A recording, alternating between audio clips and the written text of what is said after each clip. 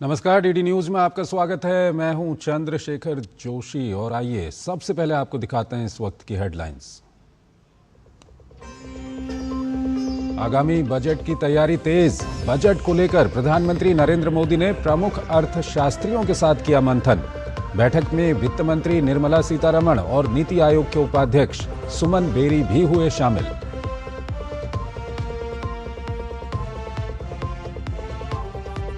भाजपा का मिशन बंगाल शुरू। कोलकाता में अमित शाह ने भरी हुंकार, कहा ममता सरकार से त्रस्त हैं लोग। अमित शाह का दावा, बंगाल में अब की बार बनेगी भाजपा सरकार। कहा घुसपैठियों को चुन चुनकर बाहर भगाएंगे।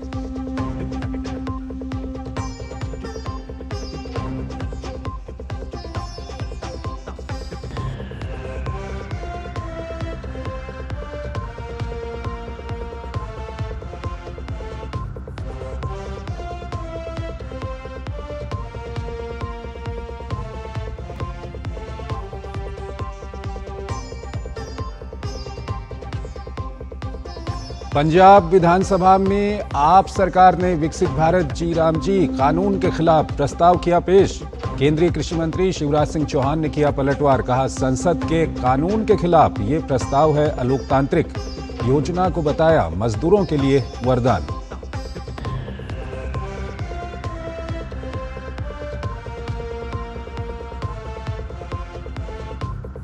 भारत की स्वदेशी उड़ान को नई रफ्तार। स्वदेश में निर्मित अगली पीढ़ी के हेलीकॉप्टर ध्रुव एनजी ने भरी पहली उड़ान।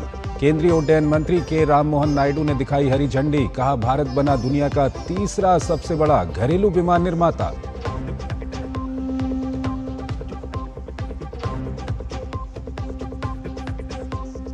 बांग्लादेश की राजनीति को बड़ा झटका। पूर्व प्रधानमंत्री और बांग्लादेश नेशनलिस्ट पार्टी की चेयरपर्सन खालिदा जिया का 80 साल की उम्र में निधन। प्रधानमंत्री मोदी ने खालिदा जिया के निधन पर जताया दुख।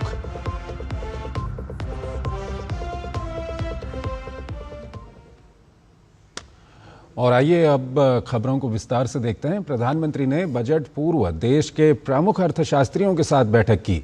ये बैठक राजधानी दिल्ली में हुई, जिसमें वित्त मंत्री निर्मला सीतारमण, नीति आयोग के उपाध्यक्ष सुमन बेरी सहित कई अर्थशास्त्री मौजूद रहे। इस दौरान आगामी बजट पर विचार विमर्श किया गया। दिल्ली और बिहार चुनाव जीतने के बाद अब बीजेपी का पूरा फोकस 2026 के विधानसभा चुनाव पर है। इसी कड़ी में गृह मंत्री अमित शाह पश्चिम बंगाल के दौरे पर हैं। कोलकाता में प्रेस कॉन्फ्रेंस के दौरान अमित शाह ने मुख्यमंत्री ममता बनर्जी पर तीखा हमला बोला। उन्होंने आरोप लगाया कि ममता सरकार बंगाल में हो रही घुसपैठ को रोकने में नाकाम रही है। अमित शाह ने कहा, अगर राज्य में बीजेपी की सरकार बनी तो घुसपैठियों को चुन चुनकर बाहर किया जाएगा। एक ऐसी मजबूत राष्ट्रीय ग्रिड बनाएंगे जो बंगाल से घुसपैठ को समाप्त कर देगी। इंसान छोड़ दीजिए, परिंदा भी पैर नहीं मार पाए, इस प्रकार की एक मजबूत ग्रिड की रचना हम करेंगे। और न केवल घुसपैठ रोकेंगे, सारे घुसपैठियों को चुन चुन कर भारत के बाहर निकालने का काम भी भारतीय जनता पार्टी की बंगाल सरकार करेगी। गृह मंत्री अमित शाह ने टीएमसी सरकार पर आरोप लगाया कि पिछले 15 सालों में बंगाल में घुसपैठ, भ्रष्टाचार, कुशासन और नागरिकों के बीच डर और चिंता का माहौल बना है। ममता बनर्जी के नेतृत्व में भ्रष्टाचार के कारण पूरे बंगाल का विकास एक प्रकार से थम गया है। मोदी जी की सारी लाभकारी योजनाएं जो पूरे देश में गरीबी का उन्मूलन कर रही है, यहां पर टोल सिंडिकेट के भेंट चढ़ चुकी हैं और हर योजना डेड एंड पर पहुंच चुकी है। 14 सालों से भय और भ्रष्टाचार ये बंगाल का पहचान बना हुआ है। बीजेपी सरकार का संकल्प 15 अप्रैल 2026 के बाद जब भाजपा सरकार बनेगी, बंग गौरव, बंग संस्कृति, उसके पुनर्जागरण की हम फिर से शुरुआत करेंगे। केंद्रीय गृह मंत्री ने दावा किया कि पश्चिम बंगाल विधानसभा के आगामी चुनाव में भाजपा 2/3 बहुमत के साथ सरकार बनाएगी। मित्रों, ये 24 से अब तक का समय भारतीय जनता पार्टी के लिए बहुत शुभंकर सिद्ध हुआ है। मुझे पूरा भरोसा है कि 2026 में बंगाल में 2/3 बहुमत के साथ भारतीय जनता पार्टी की सरकार बनेगी। ये बंगाल की जनता तय कर बैठी है। पश्चिम बंगाल में एसआईआर से जुड़े घटनाक्रम पर केंद्रीय राज्य मंत्री और बंगाल बीजेपी अध्यक्ष सुकांत मजूमदार ने ममता बनर्जी पर बड़ा आरोप लगाया है। उन्होंने कहा कि ममता बनर्जी बिना चुनाव आयोग की निगरानी के चुनाव कराना चाहती हैं, लेकिन किसी की मनमानी नहीं चलेगी। चुनाव केवल इलेक्शन कमीशन के नियमों के अनुसार ही होंगे। तृणमूल कांग्रेस के जो लोग आए थे उनका डिमांड क्या है? उनका डिमांड है कि इलेक्शन कमीशन हमें नहीं चाहिए, मतलब वो इलेक्शन कराना चाहती है विदाउट इलेक्शन कमीशन। तो ये ममता बनर्जी का भाई मोटो है, इलेक्शन कमीशन का नियम के अनुसार सब कुछ होगा। अभिषेक बनर्जी की जमींदारी नहीं है, उनकी जमींदारी उनके घर में हो सकती है, बाकी जगह पे नहीं चल सकती। पंजाब की आम आदमी पार्टी सरकार ने आज राज्य विधानसभा में विकसित भारत जी राम जी अधिनियम के खिलाफ प्रस्ताव पेश किया और भाजपा के नेतृत्व वाली केंद्र सरकार पर मनरेगा को खत्म करने की कोशिश का आरोप लगाया। ग्रामीण विकास और पंचायत मंत्री तरुणप्रीत सिंह सौंद ने विधानसभा के एक दिवसीय सत्र के दौरान सदन में चर्चा के लिए प्रस्ताव पेश किया। इसमें सिफारिश की गई कि राज्य सरकार मनरेगा की मांग आधारित, अधिकार आधारित और पूर्णतः केंद्र प्रायोजित संरचना को बनाए रखने के लिए केंद्र सरकार से इस मामले पर बात करे। प्रस्ताव में केंद्र से वीबीजी रामजी अधिनियम के उन प्रावधानों पर पुनर्विचार करने की भी मांग की गई है जो राज्यों पर अनावश्यक वित्तीय बोझ डालते हैं। और इस सबके बीच केंद्रीय कृषि और ग्रामीण विकास मंत्री शिवराज सिंह चौहान ने पंजाब में विकसित भारत जी राम जी कानून के विरोध में विधानसभा सत्र बुलाने को संघीय ढांचे की मूल भावना के खिलाफ बताया।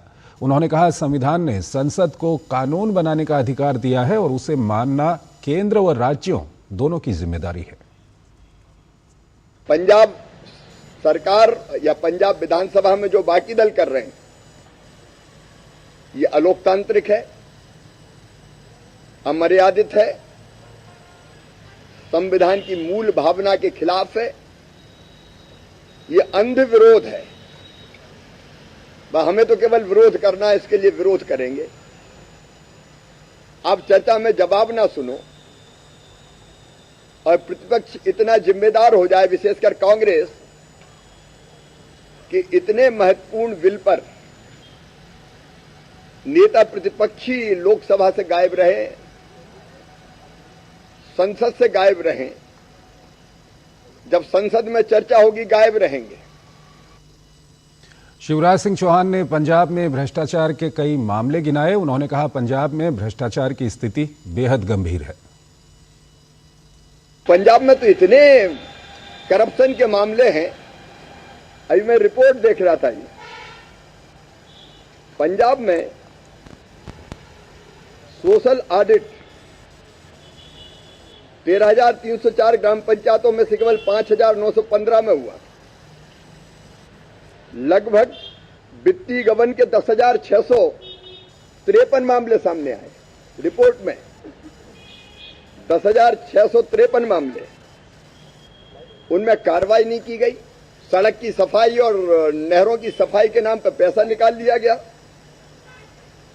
ओवर एस्टिमेट बनाए गए। फिर केंद्रीय टीम ने जांच की और वसूली की अनुशंसा की कि इतनी राशि का गबन हुआ है। केंद्रीय ग्रामीण विकास मंत्री शिवराज सिंह चौहान ने कहा, विकसित गांव के बिना विकसित भारत नहीं बन सकता। विकसित भारत, ये संकल्प है प्रधानमंत्री जी का, देश का ही संकल्प है ये, और उसके लिए जरूरी विकसित गांव के बिना विकसित भारत बन नहीं सकता। और इसलिए विकसित भारत जी राम जी योजना को विकास से जोड़ने का काम भी हुआ। ग्राम पंचायत गांव के समन्वित विकास का प्लान तैयार करेगी। और ग्राम पंचायत और ग्राम सभा जो काम तय करेगी, जो गांव के विकास के लिए आवश्यक है, वही काम इस योजना के अंतर्गत किए जा सकेंगे। खबरें भी और भी हैं, लेकिन पहले यहां पर एक छोटा सा ब्रेक लेते हैं।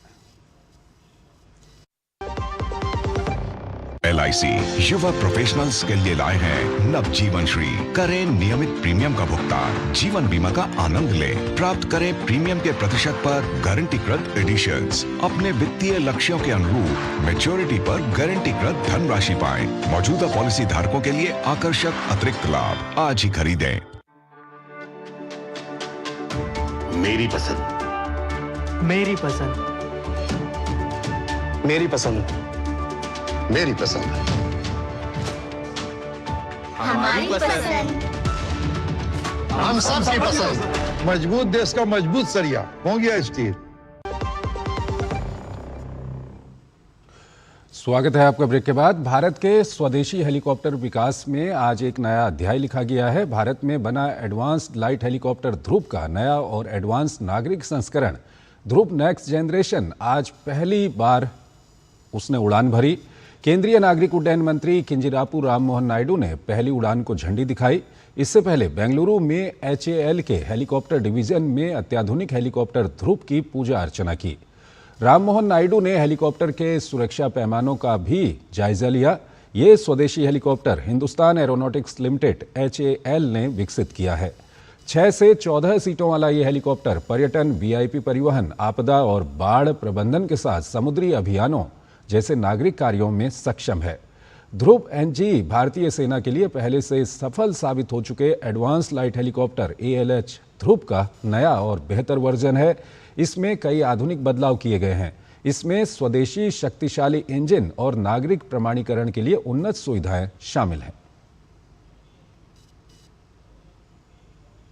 And I also to share the fact that HAL Hindustan Aeronautics Limited is supposed to be a bicycle riding on 2 wheels.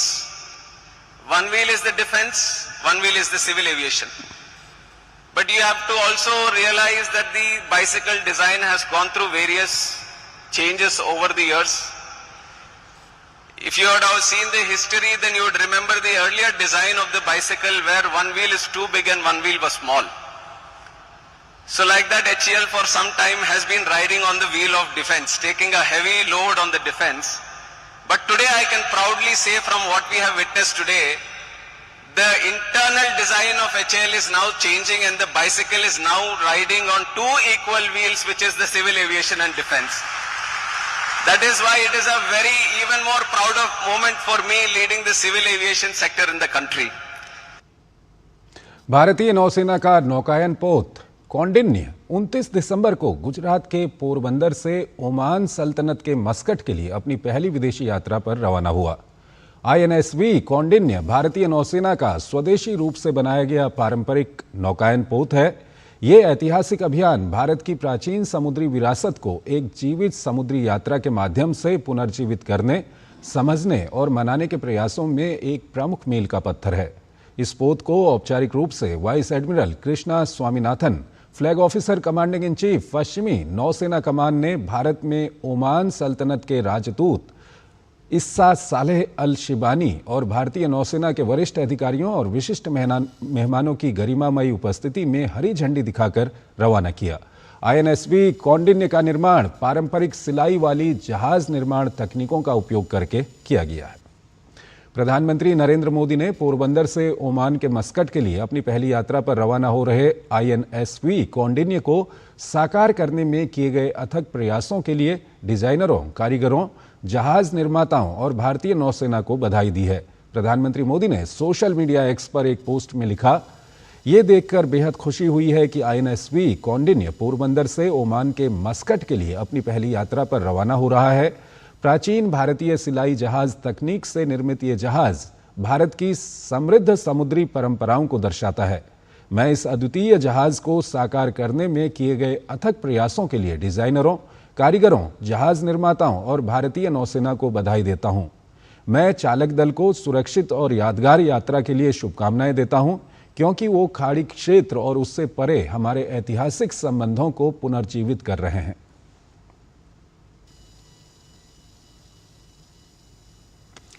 Bharat में बना ऑटोमेटिक ट्रेन प्रोटेक्शन सिस्टम कवच 4.0 को अब गुजरात के बड़ोदरा अहमदाबाद सेक्शन में लागू कर दिया गया है। ये परियोजना 17 स्टेशनों को कवर करती है और इसके तहत 23 टावर, 20 कवच building, 192 kilometre optical fibre cable और 2872 RFID टैग लगाए गए हैं।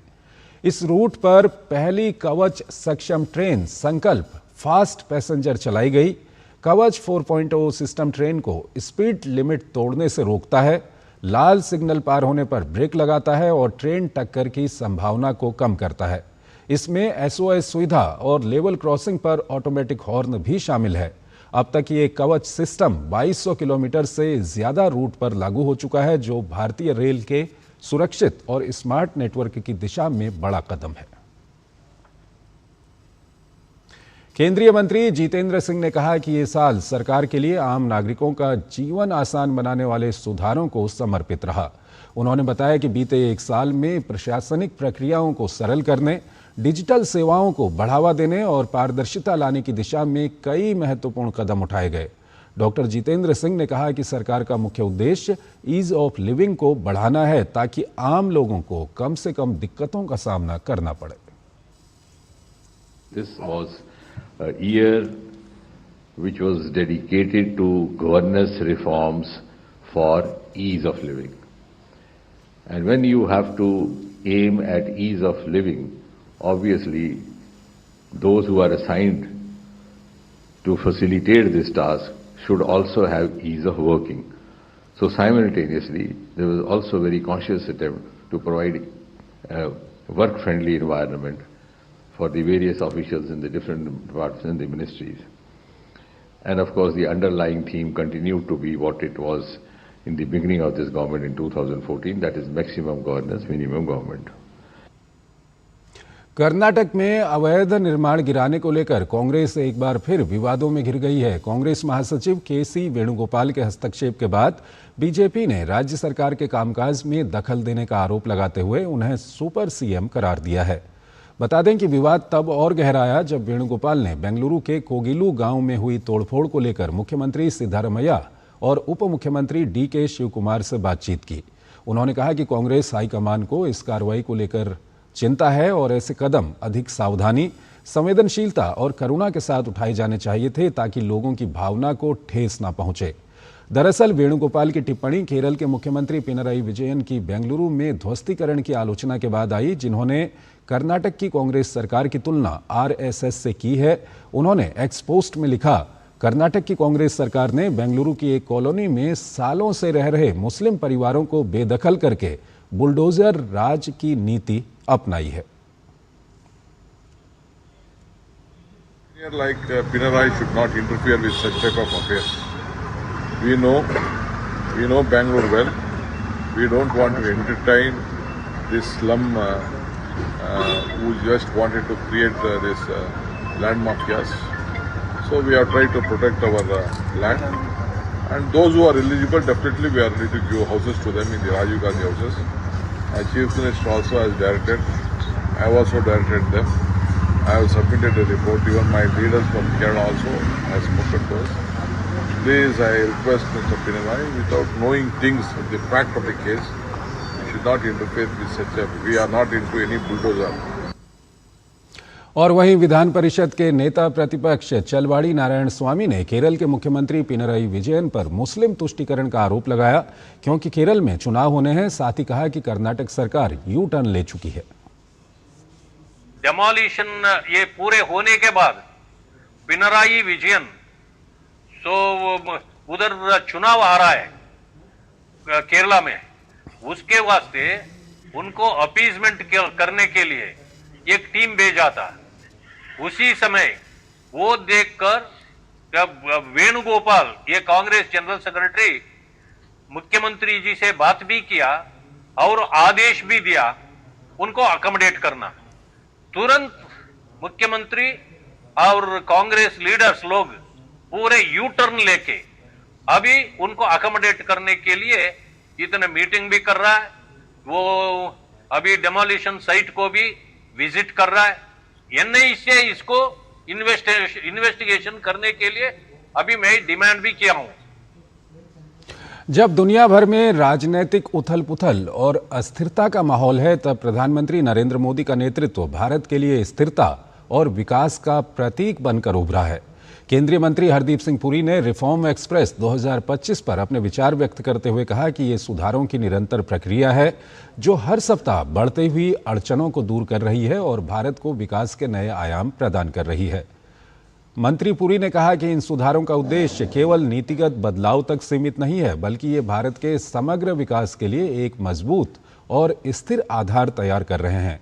उन्होंने बताया कि इन कदमों के माध्यम से भारत को एक विश्वसनीय, स्थिर और दीर्घकालिक आर्थिक वातावरण मिल रहा है जो न केवल आज के लिए बल्कि आने वाले दशकों तक देश की प्रगति को सुनिश्चित करेगा।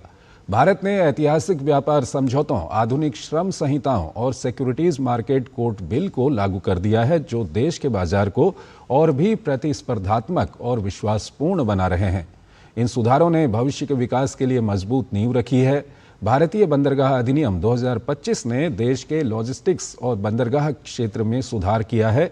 ओआरडी संशोधन अधिनियम 2025 और नई पीएनजी नियमावली 2025 के माध्यम से निवेशकों को जोखिम कम करने और पारदर्शिता सुनिश्चित करने का मौका मिला है। भारत के नागरिक परमाणु ढांचे को आधुनिक बनाने के लिए शांति बिल एक महत्वपूर्ण कदम साबित हो रहा है। ये बिल भारत को सुरक्षित और कुशल ऊर्जा उत्पादन की दिशा में एक मजबूत रास्ता प्रदान करेगा, जिससे भारत का ऊर्जा भविष्य और अधिक सुरक्षित और आत्मनिर्भर बनेगा। प्रधानमंत्री नरेंद्र मोदी ने भी सोशल मीडिया एक्स पर पोस्ट कर केंद्रीय मंत्री हरदीप सिंह पुरी के विचारों की सराहना की है।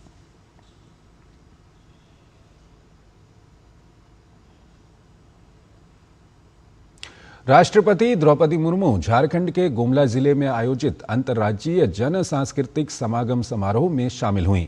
इस अवसर पर उन्होंने जनजातीय संस्कृति, परंपराओं और विरासत के संरक्षण पर विशेष जोर दिया। समारोह को संबोधित करते हुए राष्ट्रपति ने कहा कि युवा पीढ़ी और भावी पीढ़ियों को जनजाति और समुदायों की परंपराओं से जोड़कर रखना अत्यंत आवश्यक है। उन्होंने कहा कि जनजातीय समाज की पहचान और विरासत को सुरक्षित रखते हुए युवाओं को आधुनिक विकास की यात्रा में भी तेजी से आगे बढ़ना होगा। जनजातीय समुदायों की परंपराओं से जोड़कर रखना बहुत आवश्यक है। जनजातीय विरासत और पहचान को सुरक्षित रखते हुए हमारे युवाओं को आधुनिक विकास की यात्रा में भी तेजी से आगे बढ़ना है। जनजातीय समाज के लोगों के अंदर बहुत कलाकृति है, उसको लोगों के सामने रखना और उनको रोजगार देना और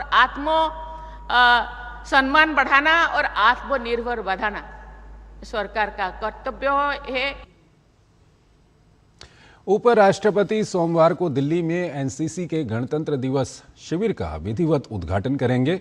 एनसीसी महानिदेशक लेफ्टिनेंट जनरल वीरेंद्र वत्स ने डीडी न्यूज के वरिष्ठ संवाददाता गिरीश निशाना से विशेष बातचीत में बताया कि देश भर में करीब 20 लाख कैडेट्स में से करीब 2,500 कैडेट्स इस शिविर में हिस्सा ले रहे हैं, जिसमें 40% संख्या छात्रा कैडेटों की है।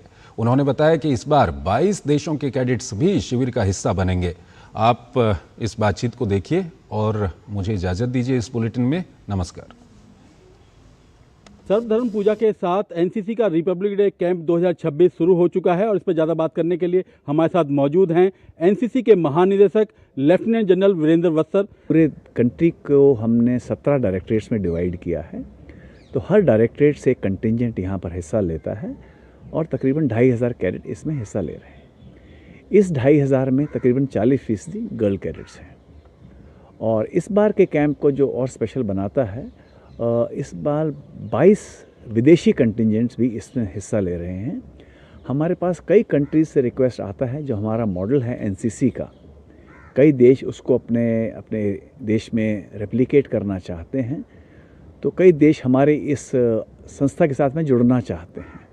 तो देखेंगे आप कुछ ही समय में 22 देशों के कंटिंजेंट, उनके हेड ऑफ डिपार्टमेंट भी किसी कंट्रीज़ के इसमें हिस्सा लेंगे। और इस कैंप के दौरान हर डायरेक्टरेट का कंपटीशन, स्पर्धा होगी, तो उसमें एक कॉम्पिटिटिव स्पिरिट और टीम स्पिरिट लोगों में उजागर होती है। पहली बार जो हमने चेंज किया है, हमारे कैडेट्स जो परेड कमांडर, कंटिजेंट कमांडर होते थे, वो बगैर हथियार के ड्रिल करते थे और कंटिजेंट के पास में हथियार होते थे। तो जैसे सेना में, पुलिस में या सशस्त्र बल हैं, उसमें परेड में परेड कमांडर तलवार के साथ में ड्रिल होती है। तो इस बार पहली बार आप देखेंगे एनसी कैडेट्स का स्वॉर्ड ड्रिल भी पार्ट होगा इसका, जिसको लेकर कैडेट्स में काफ़ी उत्साह है। औपचारिक उद्घाटन की बात करें तो कौन करेंगे और समापन किसके साथ होने वाला है? देखिए, कैंप का उद्घाटन माननीय उपराष्ट्रपति द्वारा किया जाता है।